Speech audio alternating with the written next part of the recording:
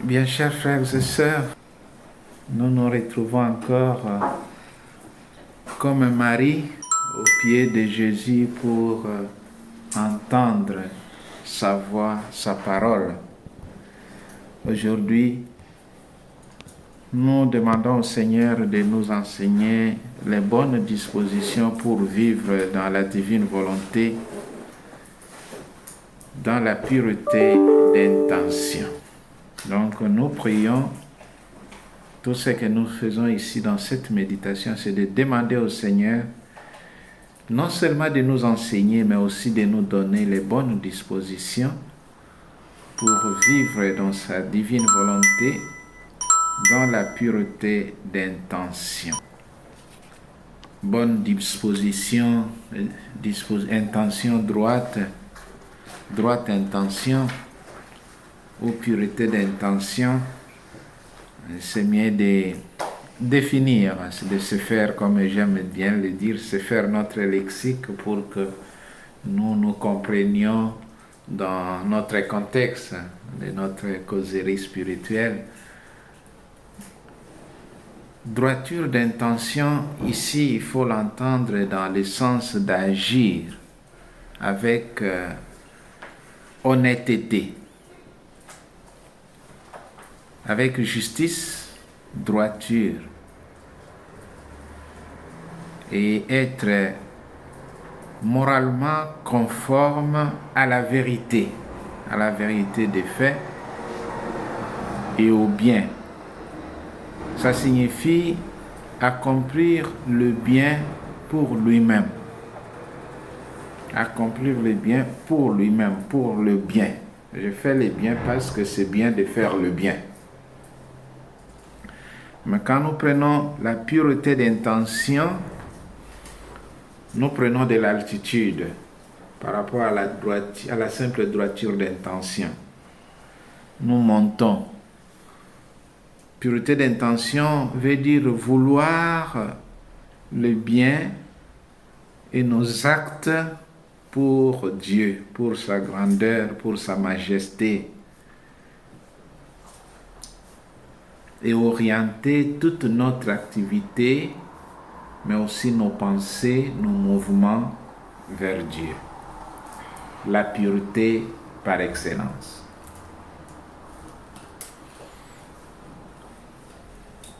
Ayant dit cela, et j'aime toujours que la parole de Dieu accompagne et enveloppe tout ce que nous disons.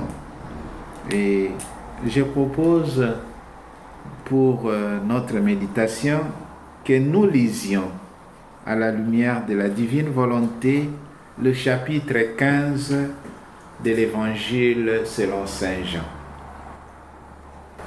Il y a un volontaire qui veut lire pour nous le chapitre 15. Nous le lisons. Peut-être que je vais vous interrompre petit à petit. La vigne véritable. Moi, je suis la vigne véritable, et mon Père est le vigneron. Tout sarment en moi qui ne porte pas de fruit, il l'enlève. Et tout sarment qui porte du fruit, il l'émonde, pour qu'il porte encore plus de fruits. Déjà, vous êtes purs, grâce à la parole que je vous ai dite. Demeurez en moi, comme moi en vous. De même que le sarment ne peut de lui-même porter du fruit, s'il ne demeure pas sur la vigne, ainsi vous non plus, si vous ne demeurez pas en moi. Moi je suis la vigne, vous les sarments. Celui qui demeure en moi et moi en lui, celui-là porte beaucoup de fruits. Car hors de moi, vous ne pouvez rien faire. Si quelqu'un ne demeure pas en moi, il est jeté dehors comme le sarment et il se dessèche. On les ramasse et on les jette au feu et ils brûlent. Si vous demeurez en moi et que mes paroles demeurent en vous, demandez ce que vous voudrez et vous l'aurez. C'est la gloire de mon Père que vous portiez beaucoup de fruits et deveniez mes disciples. Comme le Père m'a aimé, moi aussi, je vous ai aimé. Demeurez en mon amour. Si vous gardez mes commandements, vous demeurerez en mon amour, comme moi j'ai gardé les commandements de mon Père. Et je demeure en son amour. Je vous dis cela pour que ma joie soit en vous et que votre joie soit complète. Voici quel est mon commandement. Vous aimez les uns les autres comme je vous ai aimé. Nul n'a plus grand amour que celui-ci, déposer sa vie pour ses amis.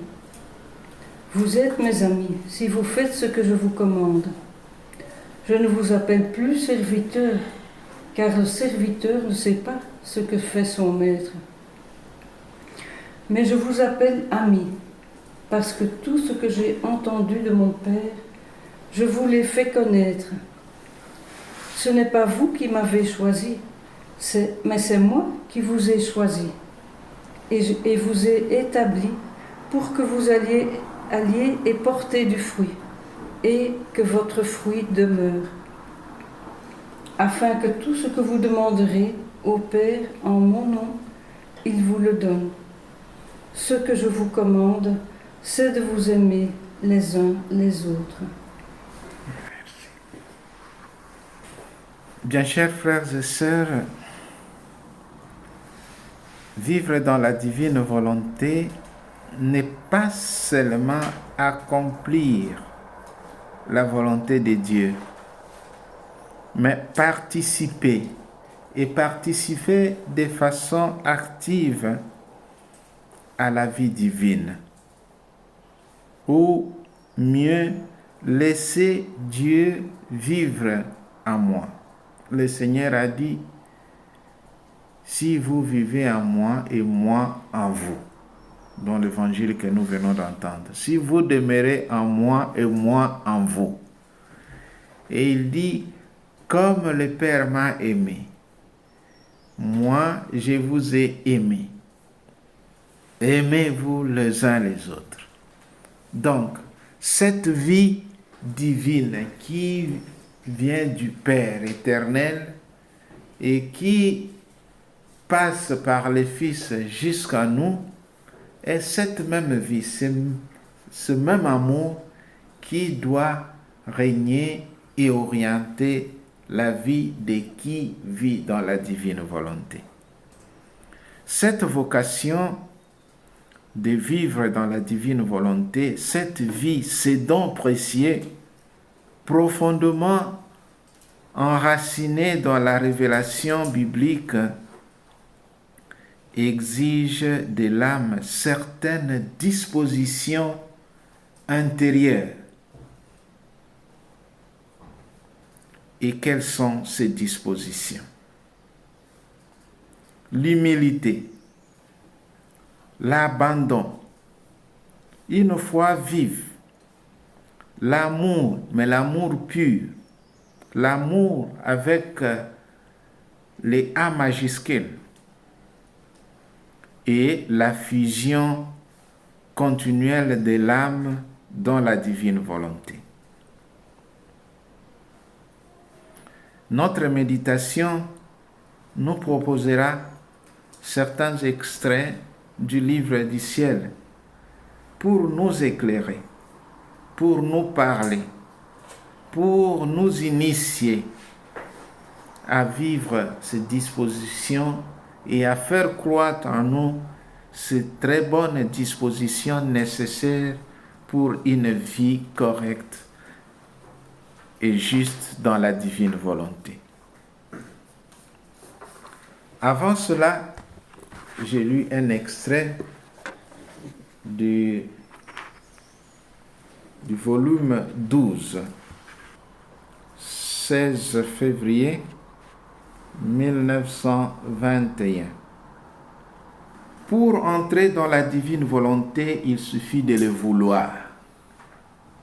Pendant que je réfléchissais sur la divine volonté, mon doux Jésus me dit, « Ma fille, pour entrer dans ma volonté, il n'y a ni chemin, ni porte, ni clé, parce que ma volonté est partout. On la trouve sous ses pieds, à droite, à gauche, au-dessus de sa tête, absolument partout. Pour y accéder, il suffit de le vouloir. Une disposition nécessaire pour vivre dans la divine volonté, c'est le vouloir. Mais qu'est-ce que signifie ce vouloir? C'est avoir l'humilité de fusionner sa propre volonté, son propre vouloir au vouloir divin. Parce que c'est ça le chemin, les chemins et les schémas. Sans cette décision, même si la volonté humaine se trouve dans ma volonté, elle n'en fait pas partie et ne jouit pas de ses effets. Elle s'y trouve comme une étrangère. Dès l'instant que l'âme décide d'entrer dans ma volonté, elle se fond en moi et moi en elle. Demeurez en moi et moi en vous. La vie. Et Jésus a utilisé une très belle image dans l'évangile que nous venons d'entendre. Il dit, je suis la vigne, vous êtes les sarments. Alors, quand vous regardez l'arbre ou la plante de la vigne, comment distinguez-vous la vigne et ses sarments? En regardant, on voit que ça fait un seul corps. Ça fait un seul corps. Si vous coupez tous les sarments, tout, il n'y a plus de feuilles, il n'y a plus de raisins, ce n'est plus la plante, ça reste quelque chose. Et aussi, si vous isolez le sarment, il dessèche. Dès l'instant que l'âme décide d'entrer dans ma volonté, elle se fond en moi et moi en elle. Elle trouve tous les biens à sa disposition. Force, lumière, aide, tout ce qu'elle veut. Il suffit qu'elle le veuille et le tour est joué. Ma volonté prend charge de tout. Quand on se laisse immerger dans le grand océan de la divine volonté, c'est la divine volonté qui prend charge de tout, donnant à l'âme tout ce qui lui manque et qui puisse lui permettre de nager à son aise dans l'océan infini de ma volonté. C'est le contraire pour qui procède par l'acquisition de vertus. Que d'efforts sont nécessaires, que de combats, que de longs chemins à parcourir. Quand il semble que la vertu sourit enfin à l'âme, une passion un peu violente, une tentation, une rencontre fortuite la ramène au point de départ. La première disposition donc, indispensable, est l'humilité. L'humilité. L'écriture est claire. Dieu résiste aux orgueilleux, mais il donne sa grâce aux humbles. Parce que nous cherchons la vie divine. Nous cherchons que notre vie devienne une reproduction authentique et vraie de la vie de Jésus. Et alors, nous devons chercher à l'imiter dès le début. Lui, le Verbe de Dieu qui a laissé sa gloire pour descendre jusqu'à nous. C'est déjà l'incarnation, c'est déjà un acte, une manifestation de l'humilité de Dieu. Dieu qui s'est fait homme. C'est un aspect important que nous fêtons le jour de Noël. La fête de Noël, c'est aussi cela, entrer dans l'école de l'humilité de Dieu, de l'effacement. Et ça, c'est très important pour nous qui vivons aujourd'hui dans un monde bien assoiffé de la grandeur et de la hauteur. Nous voulons des choses très grandes, très hautes. Et souvent, ces choses, nous les voulons toujours en compétition parce que nous voulons être plus et avoir plus par rapport à qui je ne sais pas. Mais Dieu nous montre la logique de la vie divine. La logique de la vie divine, c'est cela que Dieu, qui est Dieu par qui tout a été fait, se rabaisse, descend et prend la condition humaine jusqu'à naître comme un enfant faible. Faible même devant la petite puissance d'Hérode. Fuir, c'est aussi signe d'humilité. Il fuit en Égypte pour se cacher.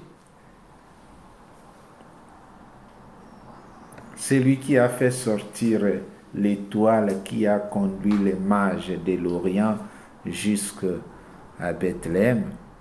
Ne pouvait-il pas éblouir la Palestine en ce temps-là, faire une obscurité, une confusion pour qu'on ne puisse pas l'identifier? Mais il nous montre des chemins d'humilité.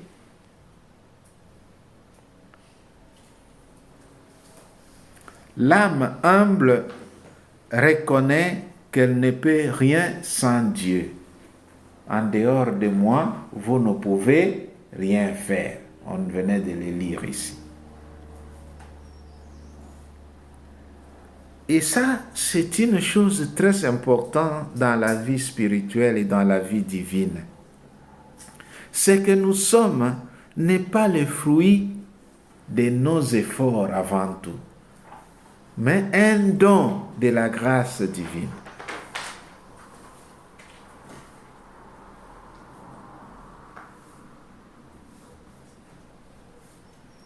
Donc l'âme humble reconnaît qu'elle ne peut rien sans le secours de Dieu.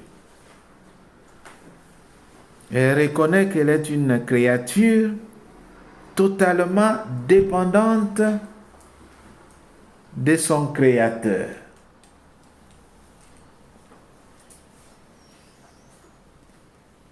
Oui, le terme est juste et il n'est pas exagéré.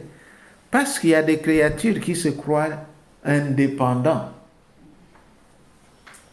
où on pense qu'on peut tout faire sans Dieu. On peut mettre Dieu en dehors de sa création. Jésus dit à Louisa, « Ma fille, l'humilité est la clé pour ouvrir la porte de ma divine volonté. Sans elle, toutes les portes sont fermées et l'âme reste à l'extérieur. »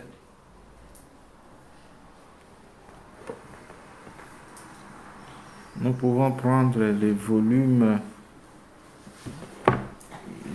4.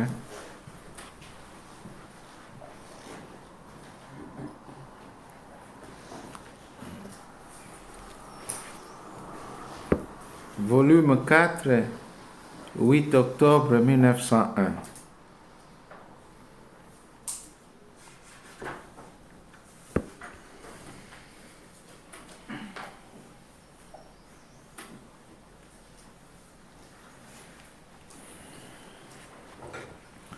Lorsque l'âme opère en union avec Jésus, ses actes ont les mêmes effets que les actes de Jésus.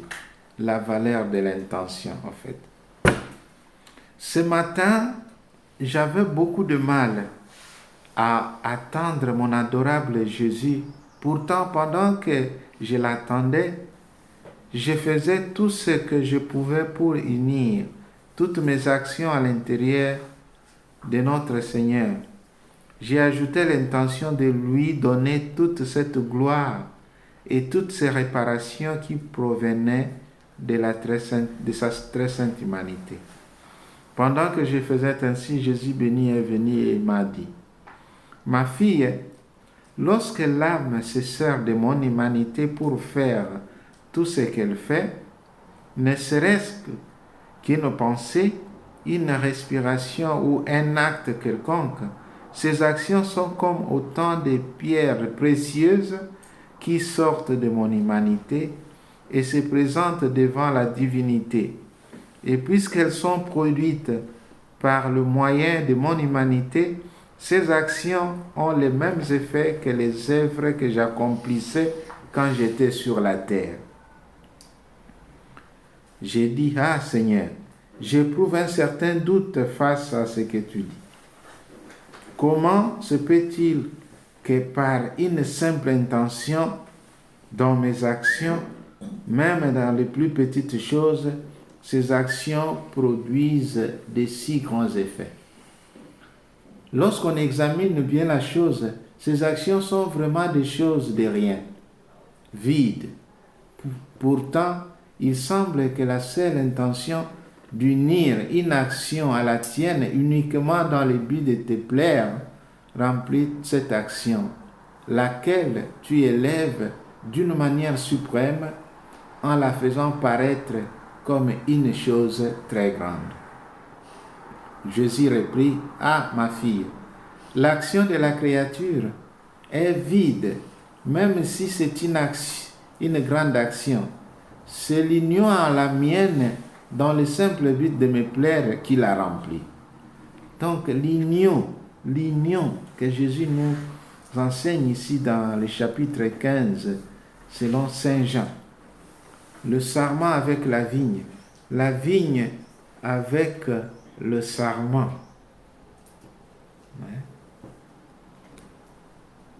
Nous unir, nous être fusionnés.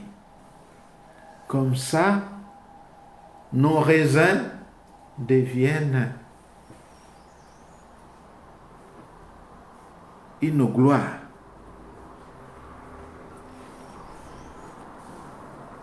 D'ailleurs, ne sais-tu pas que celui qui se sert de mon humanité pour opérer ses actions se nourrit des fruits de ma propre humanité et s'alimente de sa propre nourriture?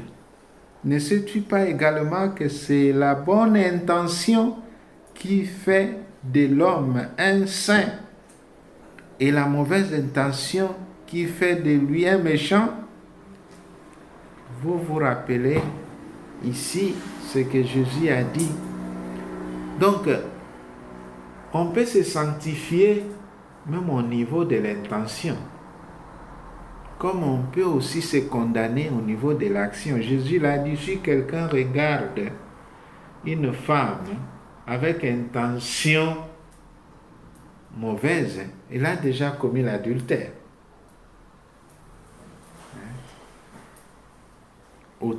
La même chose, si nous avons l'intention, nos pensées de faire le bien, de donner gloire à Dieu, ça devient un acte bon qui nous remplit de grâce, qui peut nous acquérir la sainteté de vie et l'union en la personne, à l'humanité de Jésus.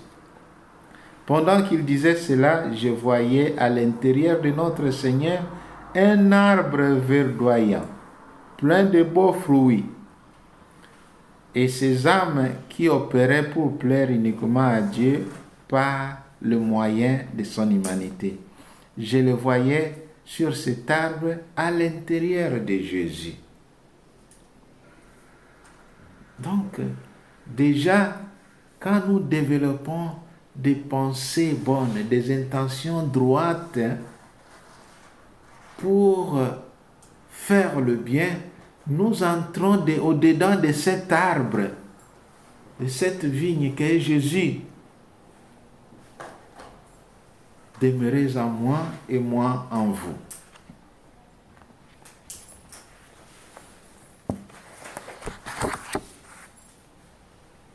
Ainsi, l'humilité permet à l'âme non seulement d'entrer, mais de se laisser former, vider, purifier, pour que la divine volonté y prenne toute la place.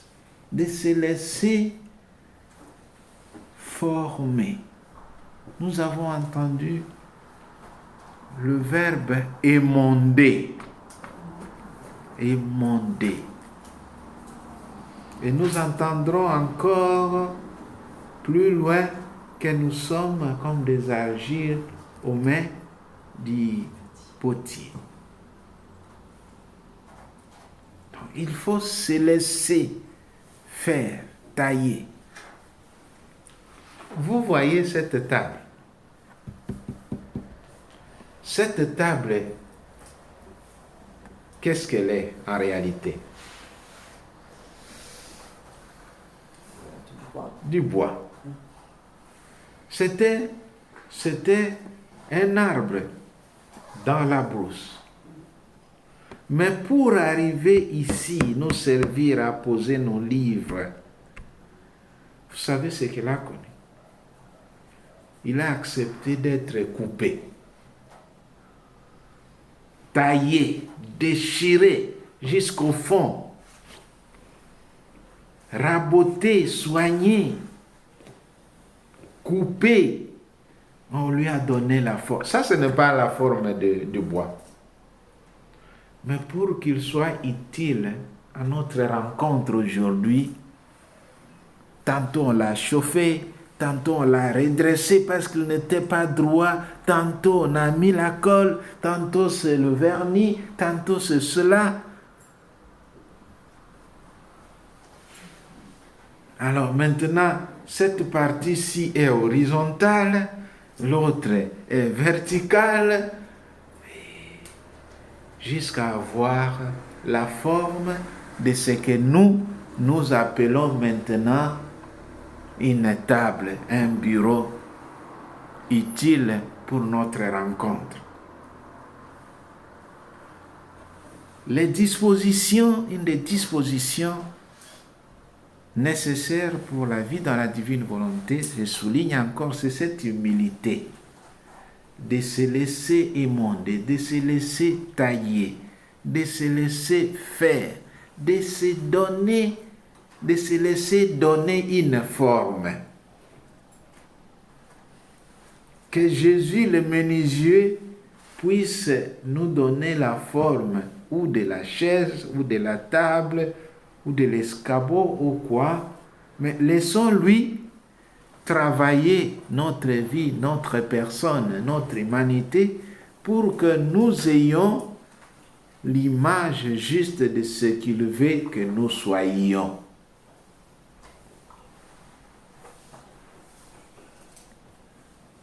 Et cela, après l'humilité, on tombe toujours avec l'exemple du bois, l'abandon.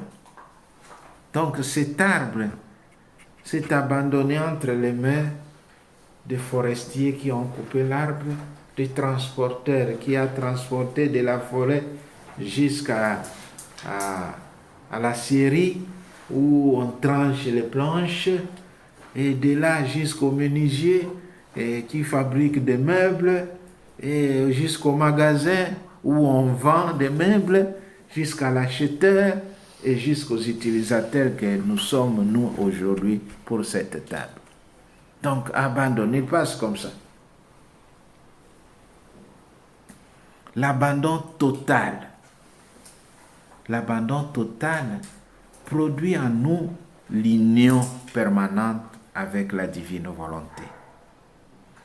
L'abandon dans le sens négatif et dans le sens positif.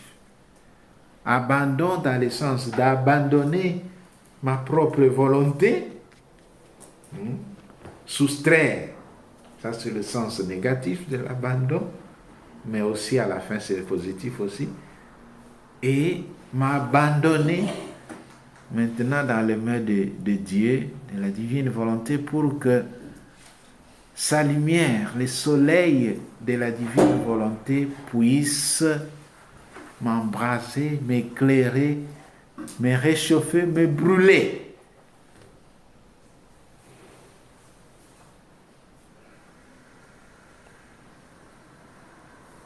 Le Seigneur demande une confiance sans borne.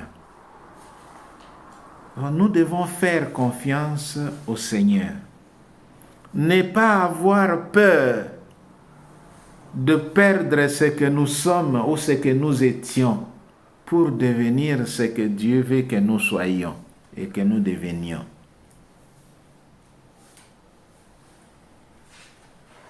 Comme dit le psalmiste, remets ton sort au Seigneur, compte sur lui, il agira.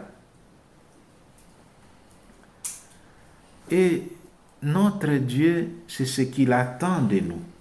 Si nous voulons que Dieu puisse agir complètement avec sa puissance, avec sa vie divine en nous, nous devons lui manifester cette confiance et cet abandon. Si nous donnons au Seigneur seulement un quart du pouvoir de notre vie, nous ne nous laissons pas la main libre de nous émonder, de nous former, de nous donner la forme.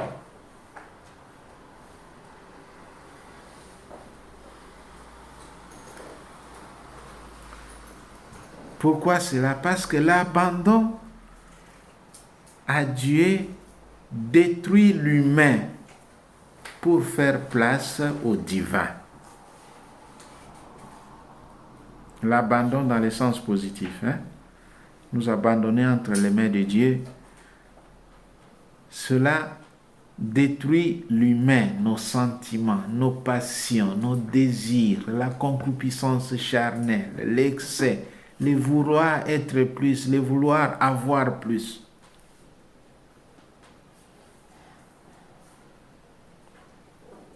Et c'est seulement dans l'anéantissement que la divine volonté peut régner sans obstacle.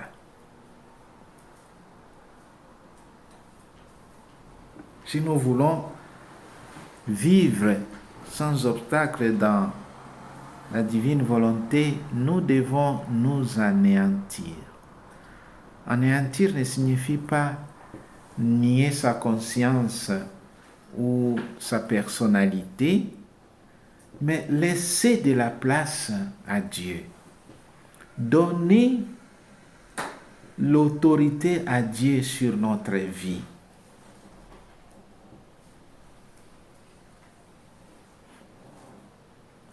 C'est-à-dire abandonner sa volonté propre, ou mieux, fusionner sa volonté propre à la volonté de Dieu. Accepter de mourir intérieurement. Accepter de mourir intérieurement à la manière du Christ à Gethsémani. Non pas ma volonté, mais la tienne. Cet abandon prépare l'âme à accueillir pleinement la vie divine.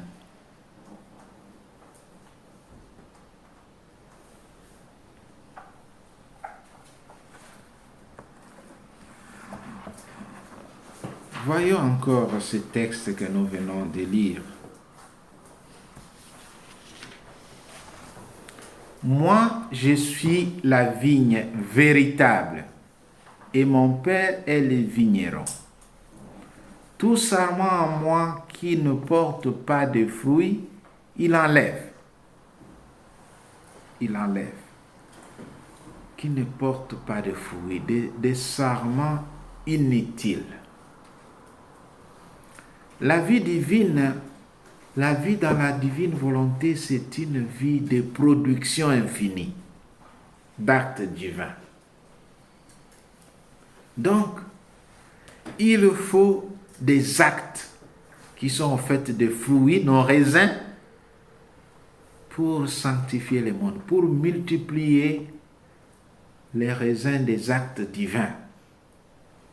Tout sarment en moi qui ne porte pas de fruits, il l'enlève. Et tout sarment qui porte des fruits, il les monte. Qu'est-ce que signifie émonder? On passe avec les ciseaux, on taille. Hein? On taille.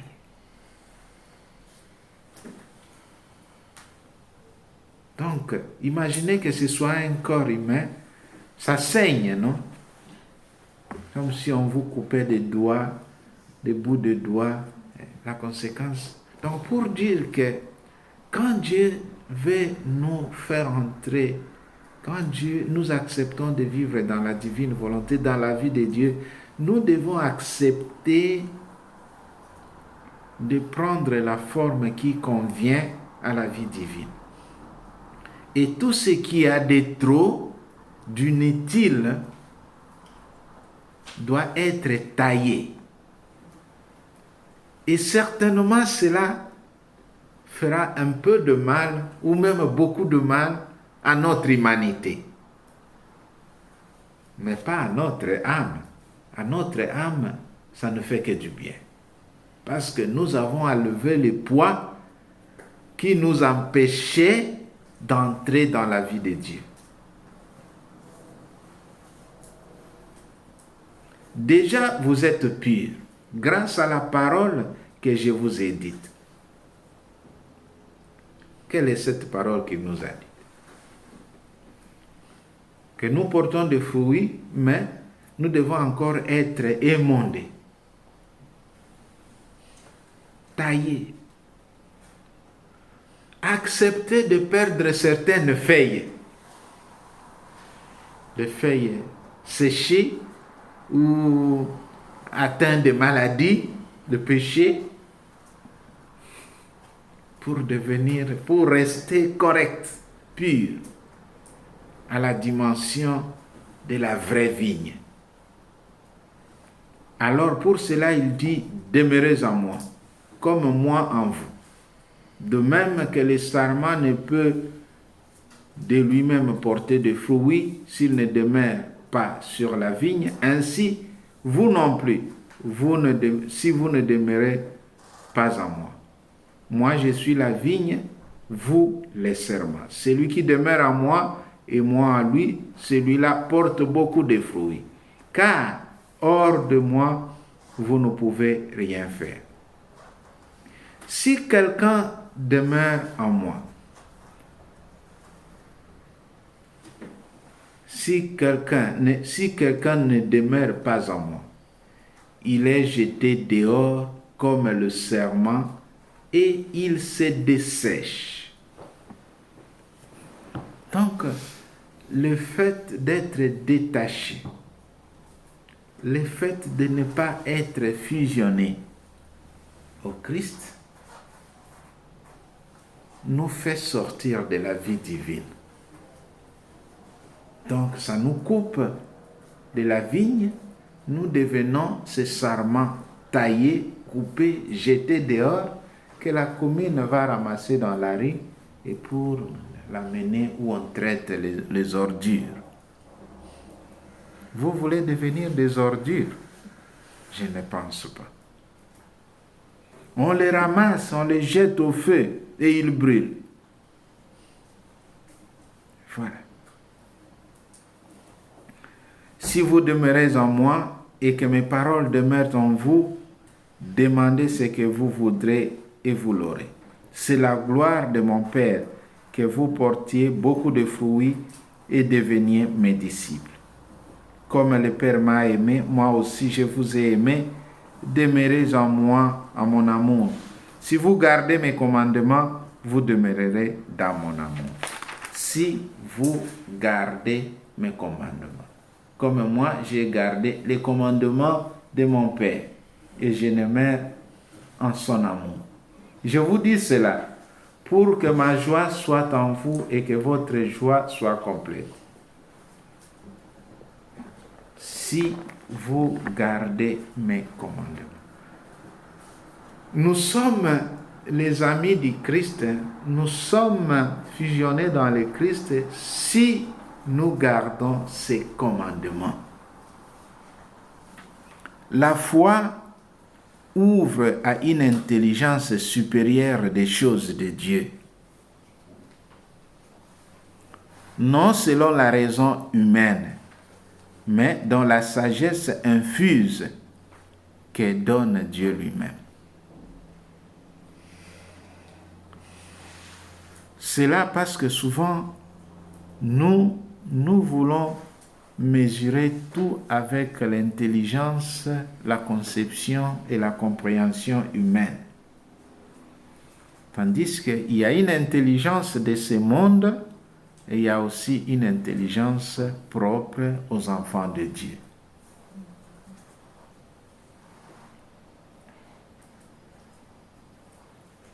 Il faut savoir pour cela quel est le but de la divine volonté. Quel est le but du don de la divine volonté? Le but, la fin du don de la divine volonté est de rendre à Dieu la gloire parfaite qu'il mérite de toute la création. Rendre à Dieu la gloire parfaite qu'il mérite de recevoir de chaque créature, de toute la création. Et cette gloire de Dieu est la sanctification du monde.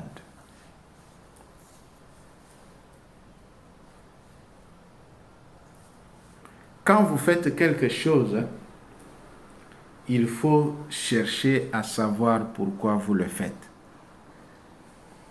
On ne fait pas des choses sans finalité. Quel est l'objectif?